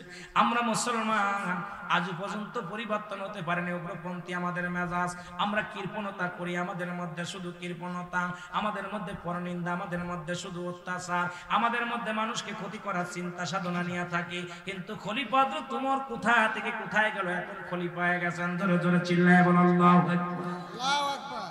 দেখে ছোট ছোট মাসুম বাচ্চাগুলো ঘরের মধ্যে কান্নাকাটি করে ক্ষুধার যন্ত্রণায় ঘোরাঘুরি করে। মা মাগো খাবার দাও। মা জননী মায়ের কাছে কান্নাকাটি করে ডাকতে বলে, মা মাগো আমাদের খাবারের ব্যবস্থা করো, সহ্য করতে পারি না। খলিফা হযরত ওমর দাঁড়াইলেন, কিছুক্ষণ দাঁড়ায় দেখলেন একটা পাতিলের মধ্যে পানি নিলেন, পানি নিয়ে আগুনের মধ্যে দিয়া চুলার মধ্যে দিয়া জ্বালাইতে শুরু করলেন। আসলে করে কিছু পাথর নিয়ে আসলেন, উনি তো পাথর দেখতে পাই নাই, এই পানির মধ্যে দিয়া ফুটাইতে লাগলেন। শুধু জাল দেয়, আগুন জ্বলে। ছেলে মেয়েরা বলে মাগো খাবার দাও, ছোট বাচ্চারা বলে মাগো খাবার দাও। মা ডাকতে বলে বাবারে একটু দেরি কর, ধৈর্য ধর। জোরে জোরে বলেন আল্লাহু আকবার। এ ভাইরা আমার, বন্ধুরা আমার, যে কথা বলতেছিলাম, ছোট্ট ছোট্ট মাসুম বাচ্চাগুলো কান্না জুড়ে দিলেন, মা খাবার দাও, মা খাবার দাও। মা সান্ত্বনা দেয়, মা সান্ত্বনা দেয়, বাবা একটু ধৈর্য ধর, এই তো খানা হয়ে আসলে, একটু দেরি কর। ছোট ছোট মাসুম বাচ্চাগুলো ক্ষুধার যন্ত্রণায় কাঁদতে কাঁদতে ঘুমায় পড়লো। হযরত উমর চিন্তা করে, মা জননী এত সময় ধরে রান্না করলেন, বাচ্চারা না খেয়ে ঘুমায় গেলেন, কারণটা কি? ঘরের দরজায় যে টাচ করে আওয়াজ দিলেন, দরজা খুলে দিলেন, দেখতে পাইলেন যা দেখে মা জননী ওই ঘরের মধ্যে পাতিলের মধ্যে পানি দিয়া পাথর দিয়া জ্বালাইতেছে। ডাকতে বলে মা গো, ও মা, তুমি তোমার সন্তানদের খাবার দিলে না, ঘুমায় গেল। বাবা খাবার দেব কি? আজ কটা দিন ঘরের মধ্যে কোনো খাবারের ব্যবস্থা নাই, ঘরের মধ্যে কোনো খাবারের ব্যবস্থা নাই। ছোট ছোট মাসুম বাচ্চাগুলো, আমার বিবি, আমার স্বামী খাবার আনতে পারে নাই, খাবার জোগাড় করতে পারে না। আজ কটা দিন ঘরের মধ্যে কোনো খাবার নাই। শিশু সন্তানগুলো ক্ষুধার যন্ত্রণায় ছটফট করে। আমি মা হয়ে সহ্য করতে পারি না, আমি জনম দুঃখিনী মা। ওই সন্তানের কান্না বন্ধ করার জন্য পাতিলের মধ্যে পাথর দিয়া ফুটাইতেছি, তাদের সান্ত্বনা দিয়ে ঘুম পেরেছি। এখন আমি বসে বসে কান্দি। হযরত উমর ফারুক ডাকতে বলে মা একটু দাঁড়াও, আমি আসি। দৌড়ায়া গেলেন, বাইতুল মালে চলে গেলেন। কেমন নেতা ছিলেন, কেমন নেতা ছিলেন! দৌড়ায়া গেলেন, বাইতুল মালে চলে গেলেন। ডাকতে বলে আসলাম রে, বাইতুল মালের দরজা খোল। আসলাম দরজা খুলে দিলেন। দরজা খুলে দিয়ে বলে এই আটার বস্তাটা আমার পিঠে উঠায়া দে, আমার মাথায় উঠায়া দে। আসলাম বলে আমিনুল মুমিনিন, আটার বস্তা কোথায় নেবেন আমাকে বলেন, আমাকে হুকুম দেন, আমি সেখানে বহন করে দিয়ে আসবো। বলেন আরে আসলাম, এই আটার বস্তা আমার মাথায় তুলে দাও। আমি উমর আল্লাহর কাছে কি জবাব দিব? আর চেয়ারম্যান মেম্বার সাহেব, গরিবের 2 কেজি চাউলের লোভ সামলাইতে পারো না, গরিবের 2 কেজি আটার লোভ সামলাইতে পারো না। আমার দেশে অসংখ্য চেয়ারম্যান সাহেব, অমুসলমান, শত শত টন তেল, শত শত টন চাউল তাদের খাটের নিচেই পাওয়া যায়, তাদের ঘরের মধ্যে পাওয়া যায়। এই গরিবের 10 টাকা কেজি চাউলের লোভ সামলাতে পারে না, এটা সরকার দিছে, তাদের 10 কেজি চাউল দেয়। এটার মধ্যে বাঘ বসাই চেয়ারম্যান। এই হারামখোররা আমার দেশের নেতা। এই হারামখোরদের জন্য শান্তি ফিরে চলে গেছে। মুসলমান জোরে জোরে বলেন ঠিক কিনা? ও অসংখ্য হারামখোর 10 টাকা কেজি চাউল এটার লোভ সামলাতে পারে না। আমরা দেখেছি অনেক চেয়ারম্যানের তেল, সোয়াবিনের তেল, যে করোনা ভাইরাসের সময় চাউল ডাউল যা দিছে এগুলো চুরি করে করে খাটের নিচে রেখে দিছে। অসহায় মানুষের তারা টাকা বন্ধু চুরি করছে। এই সমস্ত বদমাইশ যদি দেশের নেতা হয়, 10 বদমাইশ গুলো ইউনিয়নের চেয়ারম্যান হয়, ওয়ার্ডের মেম্বার হয়, জাতি শেষ হওয়ার জন্য এরাই যথেষ্ট। জোরে বলেন ঠিক কিনা? ইসলাম মানতে হবে, ইসলামের আদর্শ আমাদের মধ্যে নাই। জোরে বলেন ঠিক কিনা? আমার ভাইরা, আমার বন্ধুরা, আমার খলিফাতুল উমর ফারুক ডাকতে বলে আসলাম রে, আটার বস্তা আমার মাথা উঠে দাও, কথা বলো না, আমার ঋণ শোধ করতে দাও, আমি আল্লাহর আদালতে ধরা পড়ে যাব। কি জবাব দিব? আমি আমার মাওলার কাছে কোনো জবাব দিতে পারবো না। আসলাম আটার বস্তা উঠায় দিলেন। আমিনুল মুমিনিন হযরত উমর ফারুক আটার বস্তা মাথায় করে বহন করে নিয়ে আসলেন ঘরের মধ্যে। ডাকতে বলে মাগো, তোমার সন্তানদের রুটি বানাই খাও, দেরি করো না মা, আমার দেরি হয়ে গেছে, আমি অন্যায় করেছি মা। মাগো, এই লাও আটা, রুটি বানায় তোমার সন্তানদের কলিজা ভরে খাওয়াও, পেটটি ভরে খাওয়াও।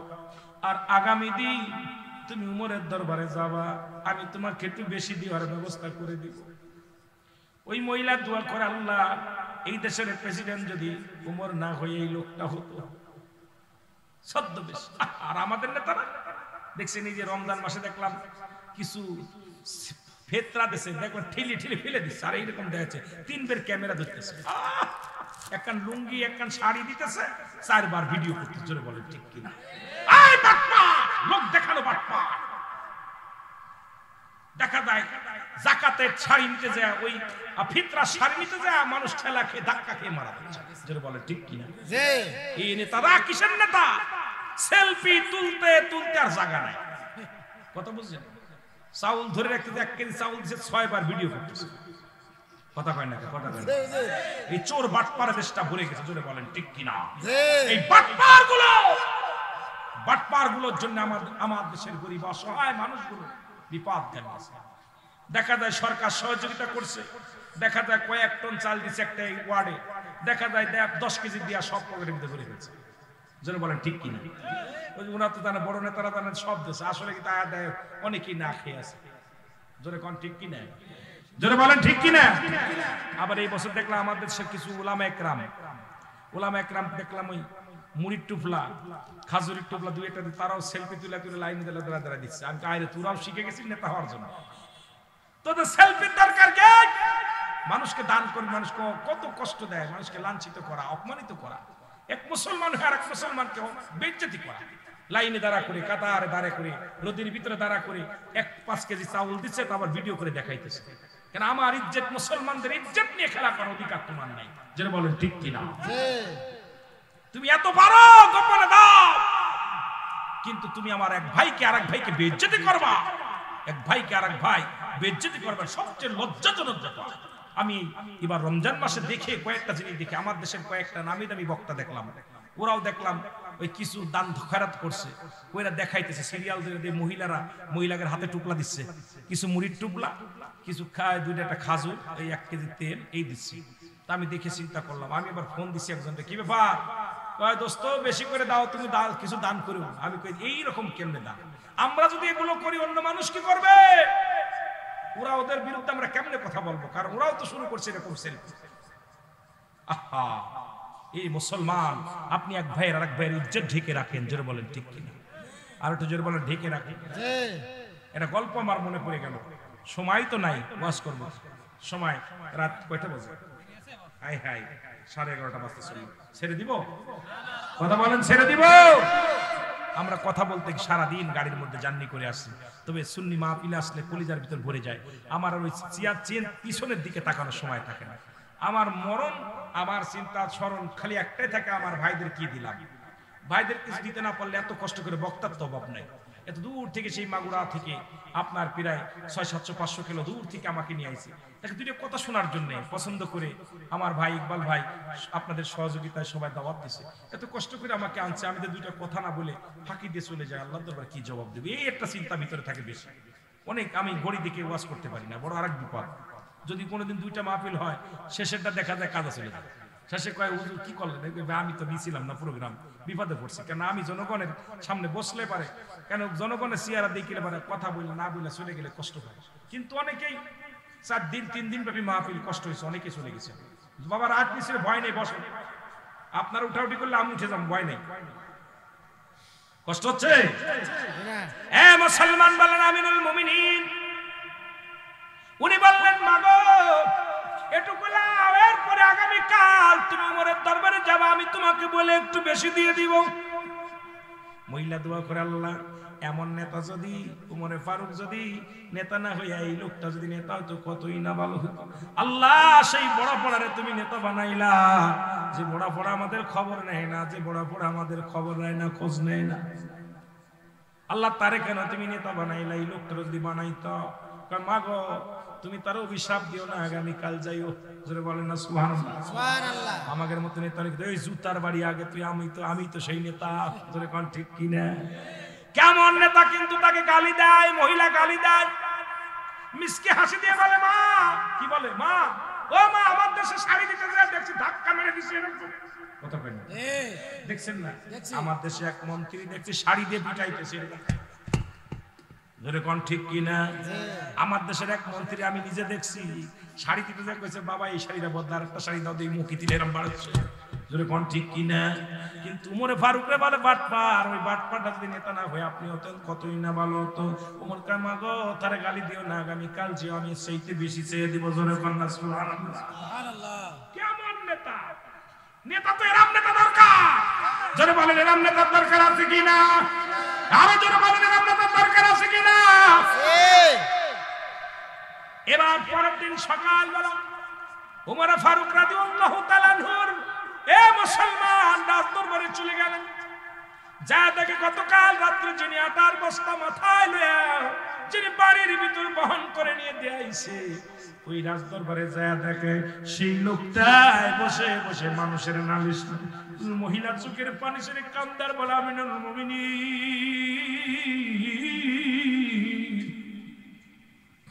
আমি আপনাকে চিনতে পারি না, কতগুলো কথা বলে ফেলেছি। আরে আপনাকে আমি কত অপমান করেছি, কত গালি দিয়েছি, আপনি প্রতিবাদ করেন। খলিফা তোমার ফারুক চোখের পানি ছেড়ে বলে, মা